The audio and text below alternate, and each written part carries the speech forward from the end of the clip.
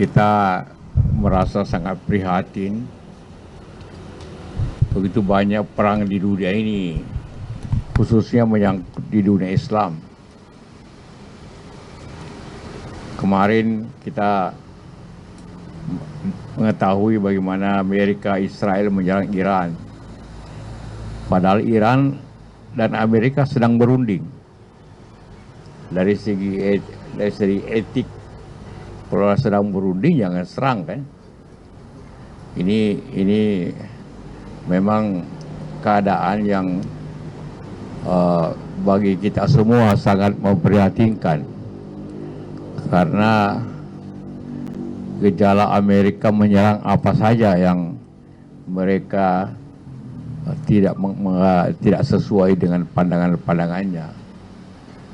Venezuela tidak menyerang, mencuri. Iran, juga negara-negara lain yang dulu Afghanistan, Irak, Syria. Ini memang suatu hal yang menjadi bagian keprihatinan kita kepada masalah Amerika dengan sifat dan kekejaman dilakukan oleh Iran ini.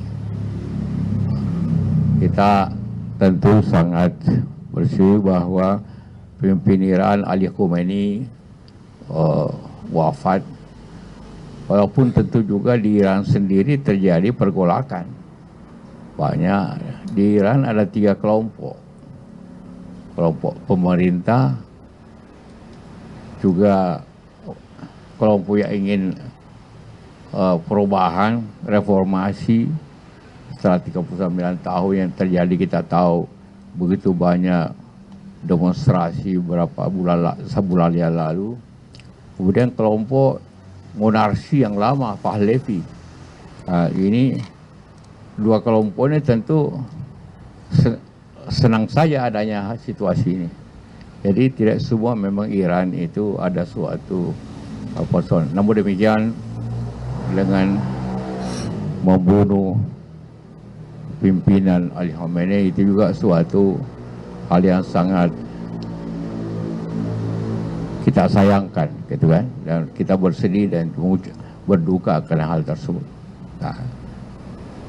Dan Indonesia tentu sebagai negara yang mayoritas Islam, apalagi di bulan ini, tentu berupaya bagaimana kita setidak-tidaknya menyerukan, mendoakan ini agar berhenti segera situasi ini. Karena untuk mendamaikan itu sulit sekali dan tidak mungkin kita lakukan seperti apa yang kita harapkan seperti itu. Ya, itu yang saya ingin sampaikan dalam situasi ini. Silakan kalau ada yang rencana Presiden Prabowo yang ingin mendamaikan Iran Amerika itu seperti apa, Pak? Ya, niat rencana itu baik saja, tapi ini situasi yang jauh lebih besar masalahnya. Ya, Palestina dengan Israel dengan Palestina aja tidak bisa sulit didamaikan, karena dunia ini sangat ditentukan oleh sifat dan Amerika. Sayangnya Indonesia telah mengadakan perjanjian yang tidak seimbang, yang sangat merugikan Indonesia. Itu saja kita tidak setara Amerika. Bagaimana mendamaikan orang yang tidak setara dalam keadaan ini, dalam hal perundingan seperti itu?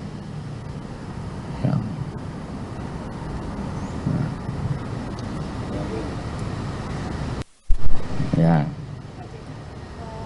Yang bisa diantisipasi oleh pemerintah seperti apa sih, Pak? Misalnya seperti harga minyak yang tinggi dan sebagainya.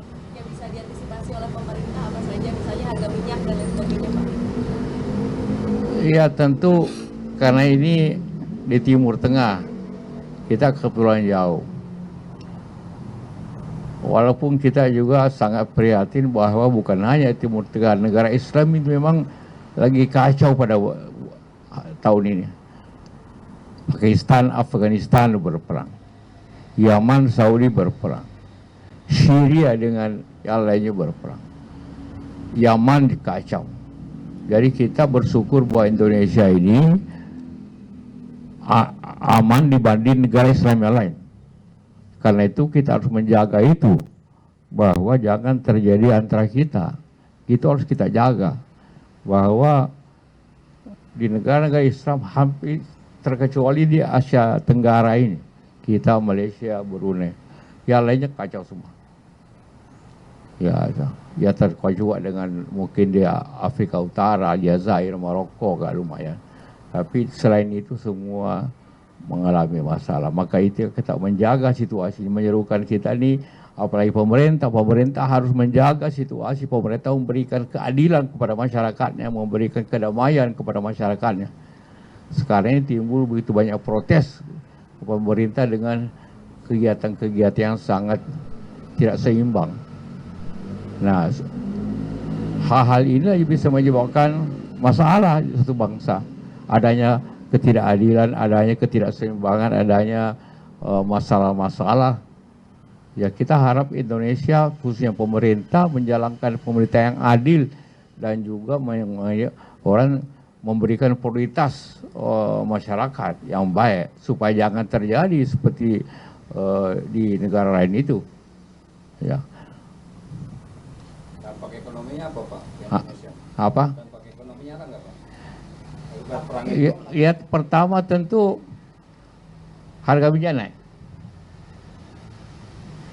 Pasti itu pertama. Logistik antara Timur Tengah dan kita sudah terputus.